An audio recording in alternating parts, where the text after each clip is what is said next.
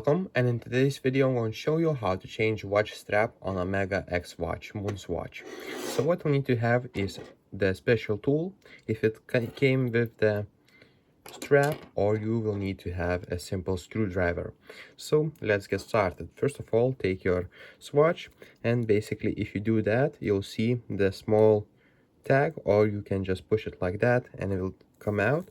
If that doesn't come out, you can just pry it a little bit with the screwdriver, so you'll see these two little tabs. Just push it like this with your screwdriver, don't worry about that, and just try to pry it out.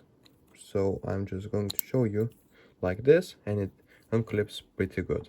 Now what we need to do is basically take your new strap and put one in the one pin end into the hole like this.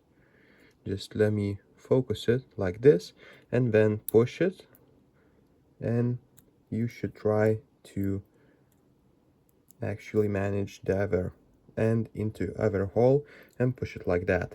And I will show you how to do on the other side. It is pretty simple. Okay, just push it like this into the hole and push it the other way around, and that's how you basically change a strap. So if this video was helpful, please make sure to subscribe to Guide to Everything, comment down below for the algorithm, and see you in the next one.